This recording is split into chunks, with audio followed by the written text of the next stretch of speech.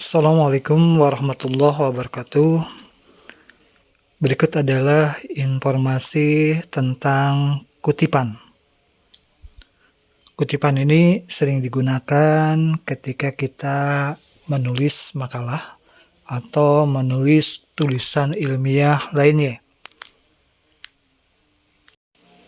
Kutipan adalah pinjaman kalimat atau pendapat atau ide atau gagasan orang lain yang diambil dari sumber tertentu.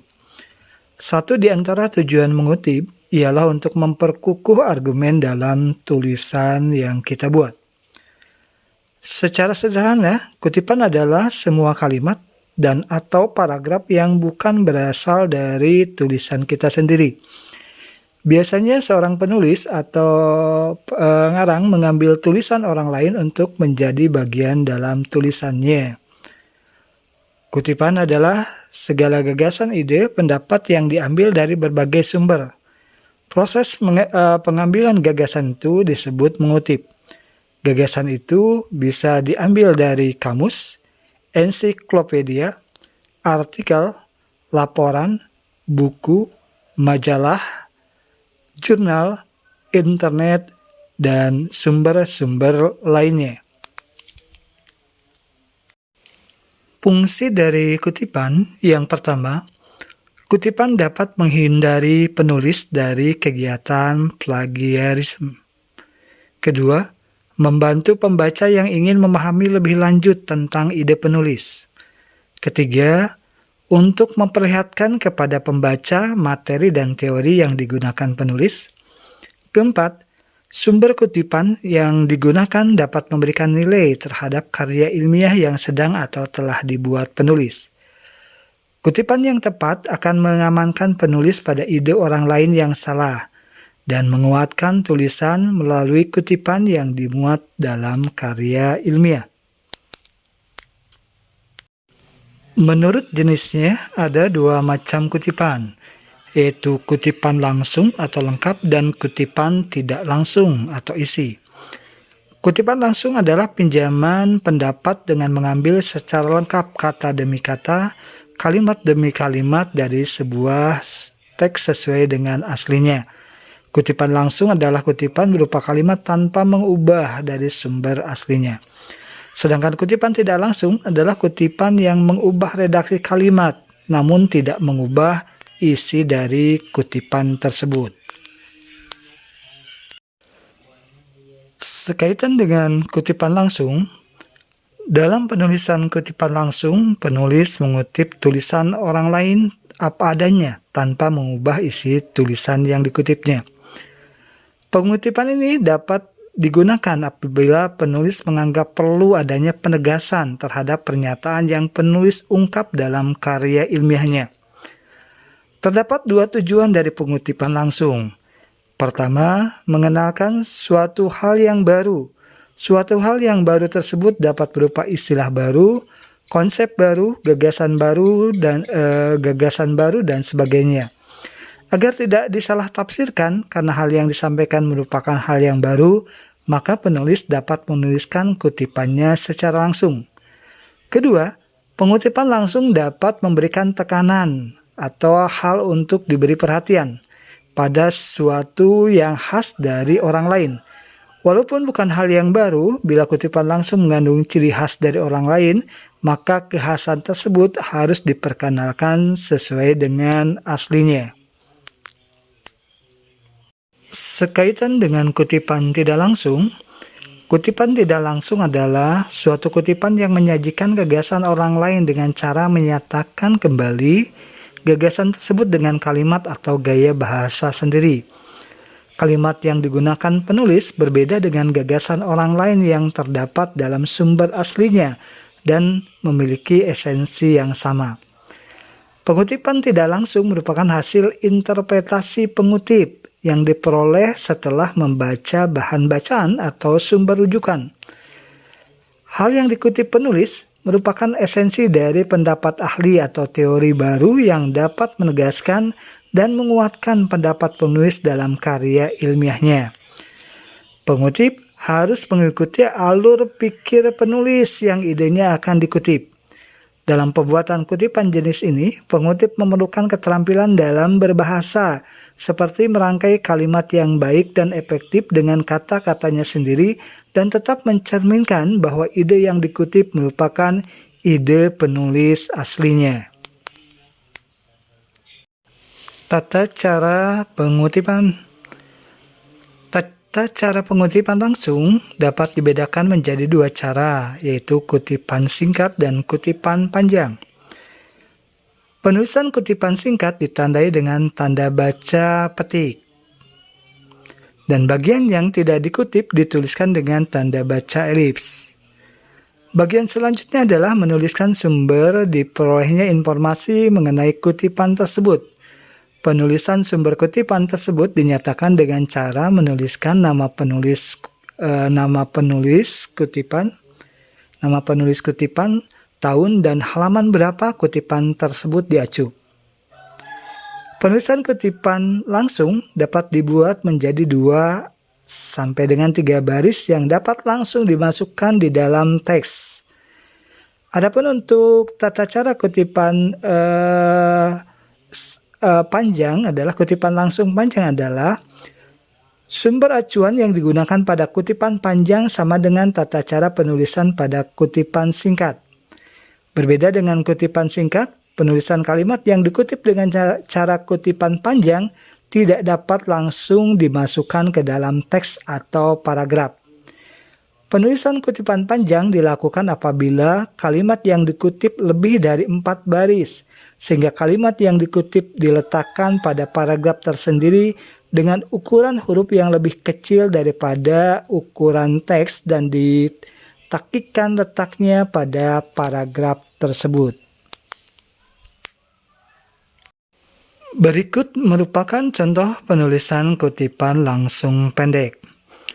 Contoh pertama, Suroto (2019) (255) menyatakan bahwa tanda kutip, tanda elips, sikap terbuka ditandai dengan bahasa tubuh antara lain tangan yang terbuka. Tanda elips, tanda kutip. Contoh kedua, tanda kutip, tanda elips, sikap terbuka ditandai dengan bahasa tubuh antara lain tangan yang terbuka. Tanda elips, tanda kutip, kurung buka, Suroto, 2019.255, kurung tutup, titik. Berdasarkan kedua contoh tersebut, pengutip dapat menuliskan kutipan langsung dengan 2 cara yang berbeda. Perbedaan tersebut terletak pada penempatan sumber atau rujukan yang digunakan. Penempatan sumber pengutipan tersebut dapat diletakkan di awal atau di akhir bagian yang dikutip dari pendapat orang lain. Penulis dapat menuliskan sebagian kutipan yang sama dengan sumber aslinya dengan cara menambahkan tanda baca elips. Contoh berikut, contoh yang ketiga adalah contoh kutipan langsung panjang. Pada penulisan kutipan langsung panjang, yang pertama adalah tulisan penulis. Ya, misalnya di situ tanda elips mengenai sikap terbuka penulis setuju dengan pendapat Suroto, kurung buka 2019, kurung tutup, titik. Tanda kutip, tanda elips, sikap terbuka ditandai dengan bahasa tubuh antara lain tangan yang terbuka saat berbicara atau mendengarkan penjelasan Anda. Posisi duduk tegak dengan kedua kaki menjejak tanah. Tangan yang terbuka menandakan adanya ketulusan hati dan kesiapan untuk menerima informasi, gagasan, atau saran dari Anda. Hal ini juga menandakan rasa pasrah dan kesiapan untuk menerima perintah Anda. Tanda elips, tanda kutip, titik. Nah, penulisan kutipan langsung panjang ini tulisan yang dikutipnya tidak langsung diintegrasikan dengan tulisan penulis, tapi dipisah dengan diantaranya spasi yang berbeda. Kalau spasi penulis 2 spasi atau 1,5 spasi, maka kutipan yang dikutip tersebut spasinya hanya 1 spasi. Dan yang dikutip itu diantaranya ditandai adanya tanda kutip, kemudian tanda elips menyatakan di situ ada bagian dari kutipan asli lainnya. Kemudian ditutup dengan tanda kutip tutup, kemudian di tanda titik sebagai akhir dari kutipan tersebut. Sekaitan dengan tata cara penulisan kutipan tidak langsung, penulisan kutipan tidak langsung biasanya dinyatakan dengan menuliskan nama penulis dari sumber aslinya dan tahun terbit sumber tersebut. Pengutip dapat menuliskan nomor halaman seperti penulisan pada kutipan langsung. Penulis atau pengutip menyusun informasi berupa parafrase dalam mengutip dengan kutipan tidak langsung. Parafrase merupakan kegiatan merumuskan kembali terkait pernyataan, pendapat, atau ide orang lain dan menulisnya dengan kalimat sendiri. Pembuatan parafrase memerlukan keterampilan dalam berbahasa dan ketekunan. Ada 2 syarat yang harus dipenuhi dalam membuat parafrase, yaitu: pertama, penulis atau pengutip harus mengikuti alur pikiran penulis asli dari sumber atau bahan rujukan yang telah dibaca oleh pengutip. Kedua, penulis harus memberikan tanda baca petik pada frasa atau kata yang dikutip sama dengan sumber aslinya. Pemberian tanda baca petik tersebut digunakan untuk menghindari dari kegiatan plagiarisme. Hal-hal lain yang perlu diperhatikan dalam membuat parafrase adalah menghindari dari kegiatan memindahkan kata atau frase saja dan mengganti kata-kata dengan sinonimnya tanpa mengubah susunan kalimat seperti yang tertulis pada sumber aslinya. Untuk contoh kutipan tidak langsung, penulis dapat mengutip dari 1 atau lebih sumber acuan. Jika ada 2 atau lebih sumber acuan yang ditulis oleh orang yang sama pada tahun terbit yang berbeda, pengutip dapat menuliskan sumber acuan menurut kronologis tahun terbit sumber acuan dan dipisahkan dengan tanda baca koma.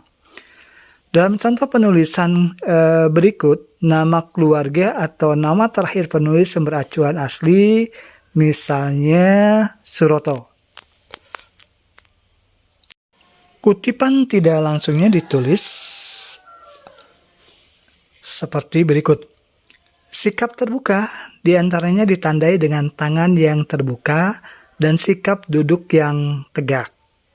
Kurung buka, Suroto 2009, 2010. Jika penulis hendak mengutip 2 atau lebih sumber acuan dari penulis sumber acuan yang sama pada tahun yang sama, maka setelah tahun terbit sumber acuan ditambahkan huruf A dalam kutip 1A untuk yang pertama, kemudian kutip berikutnya B untuk yang kedua, dan seterusnya. Pemberian huruf dalam tanda kutip AB dalam tanda kutip 1A dalam tanda kutip 1B dan seterusnya diurutkan berdasarkan kronologis waktu publikasi atau dapat diurutkan dari nomor halaman terbit. Pemberian huruf A tanda kutip 1A dan kutip 1B dan seterusnya juga dapat berguna untuk memudahkan pembaca dalam menelusuri sumber acuan pada daftar pustaka. Misalnya yang dikutipnya, sikap terbuka diantaranya ditandai dengan tangan yang terbuka dan sikap duduk yang tegak. Kurung buka Suroto 2008A, 2008B atau Suroto 2008A, Suroto kurung buka 2008A, 2008B kurung tutup. Sikap terbuka diantaranya ditandai dengan tangan yang terbuka dan sikap duduk yang tegak. Penulisan sumber acuan yang ditulis oleh dua orang penulis dapat diacu dengan cara memberikan kata hubung dan untuk dalam bahasa Indonesia, sedangkan untuk bahasa Inggris dapat menggunakan kata hubung "and" sesuai dengan bahasa karya tulis ilmiah yang sedang dikerjakan. Misalnya nama akhir dari penulisnya adalah Jidan, kemudian penulis satunya lagi Violet. Maka dituliskan kurung buka Jidan dan Violet 2010 kurung tutup, atau Jidan dan Violet dalam kurung 2010. Atau yang dalam bahasa Inggris, kurung buka Jidan and Violet 2010 kurung tutup, atau Jidan and Violet dalam kurung 2010. Jika sumber acuan ditulis oleh lebih dari 3 orang penulis, maka pengutip cukup mencantumkan nama keluarga atau nama terakhir pada penulis pertama, diikuti kata et al. Untuk karya ilmiah yang ditulis dalam bahasa Inggris, atau dan kawan-kawan untuk karya ilmiah yang ditulis dalam bahasa Indonesia. Setelahnya, dan tahun terbit sumber acuan yang digunakan. Contoh, Jidan et al. 2011 atau Jidan et al. dalam kurung 2011. Kalau dalam bahasa Indonesia, kurung buka Jidan, dan kawan-kawan kurung tutup, atau Jidan, dan kawan-kawan dalam kurung 2011. Untuk kutipan yang sumbernya dari internet, cara mengutipnya dilakukan dengan cara yang pertama, tuliskan nama penulis pada awal referensi, kemudian tuliskan tahun penerbitan situs webnya atau lamannya, tuliskan judul halaman web dengan huruf kapital pada huruf pertama di kata pertama. Kemudian gunakan nama penulis dan tahun penerbitan untuk kutipan dalam teks. Demikian informasi tentang kutipan ini disampaikan, semoga bermanfaat. Terima kasih atas perhatiannya, mohon maaf bila ada salah dan keliru. Wassalamualaikum warahmatullahi wabarakatuh.